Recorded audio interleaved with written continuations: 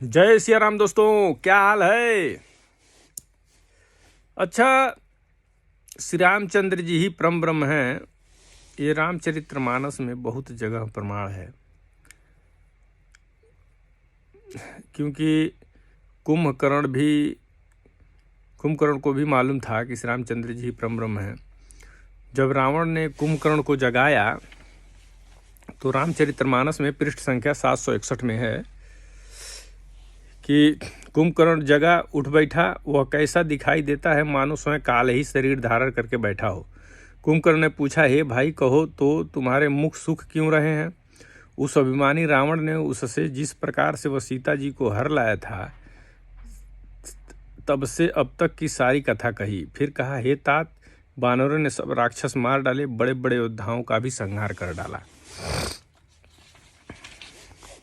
दुर्मुख, देव शत्रु देवांतक, मनुष्य भक्षक नरांतक, भारी योद्धा अतिकाय और अकंपन तथा महोदर आदि दूसरे सभी रणधीर वीर रणभूमि में मारे गए। रावण बता रहा था कुंभकर्ण से। तब रावण के वचन सुनकर कुंभकर्ण बिलख कर दुखी होकर बोला, अरे मूर्ख, जगत जननी जानकी जी को हर लाकर अब तू कल्याण चाहता है। हे राक्षस राज, तूने अच्छा नहीं किया, अब आकर मुझे क्या जगाया। हे तात, अब भी अभिमान छोड़कर श्री रामचंद्र जी को भजो तो कल्याण होगा। यानी कुंभकर्ण रावण से कह रहा है कि श्री रामचंद्र जी को भजो। हे रावण, जिनके हनुमान श्री के सेवक हैं वो श्री रघुनाथ जी क्या मनुष्य हैं। हाय भाई, तूने बुरा किया जो पहले ही आकर मुझे यह हाल नहीं सुनाया। हे स्वामी, तुमने उस परम देवता का विरोध किया जिसके शिव ब्रह्मा आदि देवता सेवक हैं। यानी कुंभकर्ण कह रहा है, तुमने उस परम देवता का विरोध किया जिसके शिव ब्रह्मा आदि देवता सेवक हैं। नारद मुनि ने मुझे जो ज्ञान कहा था वह मैं तुझसे कहता, पर अब तो समय जाता है। हे भाई, अब तो अंतिम बार अखबार भरकर मुझसे मिल ले, मैं जाकर अपने नेत्र सफल करूं। तीनों तापों को छुड़ाने वाले श्याम शरीर कमल नेत्र श्री रामचंद्र जी के जाकर दर्शन करूं। कुंभकर्ण कह रहा है रावण से। श्री रामचंद्र जी के रूप और गुणों को स्मरण करके वह एक क्षण के लिए प्रेम में मग्न हो गया। फिर रावण ने करोड़ों घड़े मदिरा और अनेकों भैंसे मंगवाए। भैंसे खाकर और मदिरा पीकर वह वज्रघात बिजली गिरने के समान गरजा। मद से चूर रण के उत्साह से पूर्ण कुंभकर्ण किला छोड़कर चला। सेना भी साथ नहीं ली, अकेले ही चला गया लड़ने।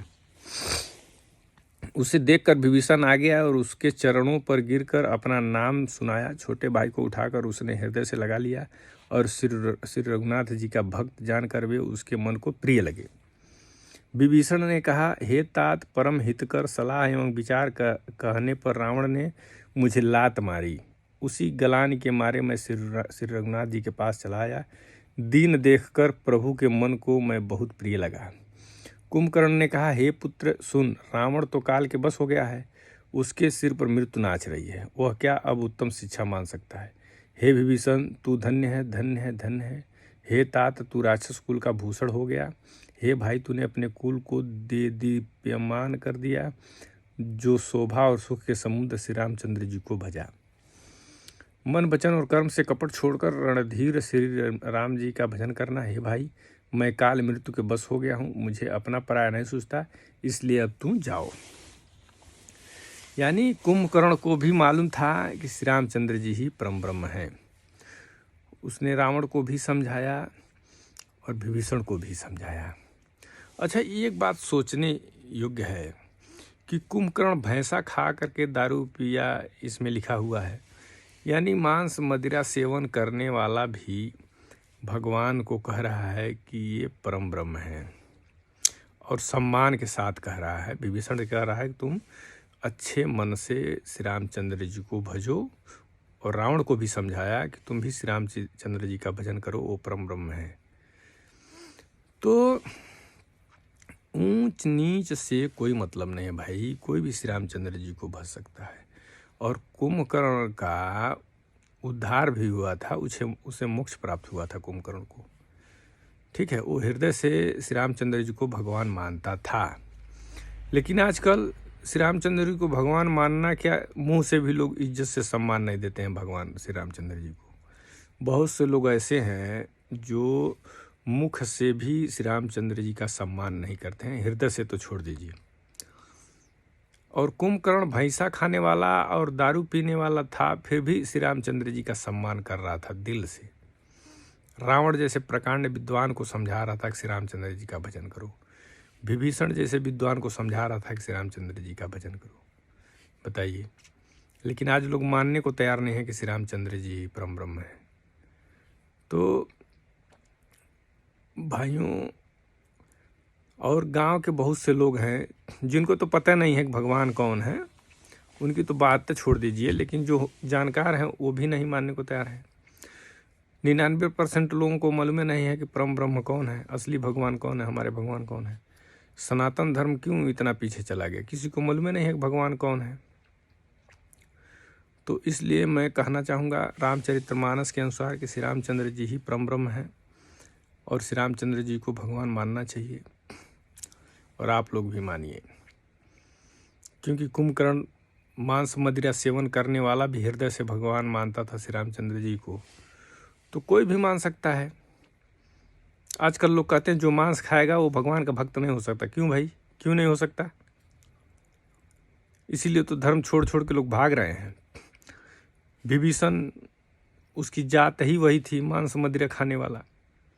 उस श्री रामचंद्र जी का परम भक्त हो गया था, अपने बगल में भगवान बैठाते थे। तो आजकल लोग श्री रामचंद्र जी को लोग सोचते हैं उनकी भक्ति नहीं हो पाएगी, अगर मांस खाएंगे तो श्री रामचंद्र जी की भक्ति नहीं हो पाएगी। क्यों नहीं हो पाएगी भाई? मांस खाने वाला विभीषण, कुंभकर्ण सब लोग भगवान के भक्त हो गए, तो और लोग क्यों नहीं हो सकते हैं? तो इसलिए यह नहीं समझना चाहिए कि मांस खा रहे हैं तो श्री रामचंद्र जी का भक्त नहीं होंगे। भाई, मांस खाने वाले बहुत लोग श्री रामचंद्र जी का भक्त थे उस समय। तो अपने आप को लोग दूसरे जगह जुड़ जाते हैं। जो मांस खा रहे हैं, दारू पी रहे हैं, वो बेचारे दूसरे जगह जुड़ जा रहे हैं।